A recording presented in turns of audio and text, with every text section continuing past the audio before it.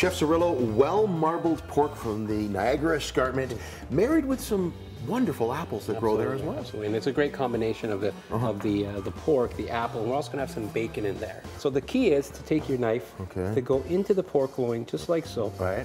Then what you do is just cut towards this end here. And I always use my finger as a bit of a guide. Okay. Then what you do is you just pull out the knife slowly. Right. Flip it over this way. Oh, you're going to go the other way, aren't you? And now you go this way. I have a lovely pocket. I'm just going to start making the stuffing. Now this stuffing basically just has bacon, apples, sage, garlic. It's very simple. Cut that up, just nice pieces. So if you want to just grab that bacon that I cut, yes, chef. You can just add that into the pan. And you just want to start rendering the fat. You just want to just start getting that fat going. Yes, chef. We got some apples, and I got some garlic in there. And then what we're going to do is just going to squirt a little bit of lemon juice.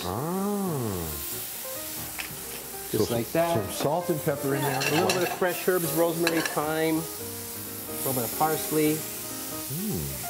So you how well do we cook this, chef? So you cook it until it becomes nice and soft, and what's going to happen is you're going to end up with something that looks like this. Right. Okay, and just nice and soft. It's going to be easy to pipe. Okay. Pastry bag works really, really well. Okay. Okay. So I'm just going to squeeze. See that? I can see it pumping up. Yeah. Everybody, I'm sure, can see that as well. And again, you just use your hand and just push, just like that. I take a little bit of tin foil. And the reason I take the tin foil is just again, as we were saying earlier, we don't want any of that lovely stuffing to come out. Oozing out. So what we're going to do here, take a piece of butcher twine. Okay, and not polyester or anything like that. Okay. And you want a long enough piece. Okay. Okay. All right. Is the first, just go underneath. Okay. You tie off the end first. So the end that doesn't have the slit in it. That's right. You tie the end off, just like that. And then what you do here at this point is you just hold that tin foil. Yes, sure. Flip it over. Oh, like that's that. The string holds the tin foil in place. And you bring it across. Right. And then, remember that piece that we left? Yes, we need that to tie our roast off. Okay, that's great. I'm just going to take some chopped herbs. Okay. Okay, just like that. Salt. A little bit of pepper. Look at that, eh? That looks incredible, chef. And what I'm going to do is I'm just going to take a little bit of oil. Right.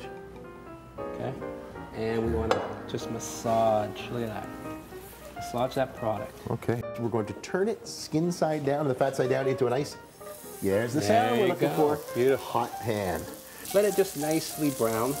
Okay. And then we're going to flip it over. Once we flip it over, it goes right into the oven. Right into the oven. So you're searing the outside, locking in all the goodness, and then finishing it in the oven. Is that correct, chef? That's correct. So if you want. Right to the oven? Yeah, just take that. Here we go into the 375 oven. After 10 minutes, we're going to lower the temperature. With the roast cooking, we learn more about the geology behind one of the most popular features of the Niagara Escarpment. Waterfalls are a really great place to see escarpment modification in action. What I like about this waterfall is it's a good example of the Niagara Escarpment and why we actually have a Niagara Escarpment. There's something really fundamental happening here. The escarpment is made up of layers of rock that were laid down starting about 450 million years ago in a basin. Eventually what's going to happen is the undercut is going to be so deep that the weight of the overlying harder rock won't be able to sustain itself and it'll fall off, and then that whole waterfall retreats. What this is really, it's really beautiful. It's ripple marks from a muddy coral reef area, probably from about 430 million years ago. And they're ripples just like you'd find nowadays on the beach. When I do my geology hikes, that's the lesson I want them all to go away with, is it's there because of the soft layers being constantly undercut, whether quickly at waterfalls or slowly over time just on the regular scarp face, and then the top rock falls off and you have the whole escarpment retreating. We go back to the kitchen where the roast, after properly resting, is ready for serving. Does that look nice? Just going to slice that. Oh, yes. Look at that. Wow. We're just going to plate these. So again, just put those slices back onto the platter. Right. This is great as a beautiful dinner item. You can serve it with your favorite sides. It just goes with a lot of things, and even beautiful salad. And it pairs wonderfully with Cave Spring Riesling. It's a 2008.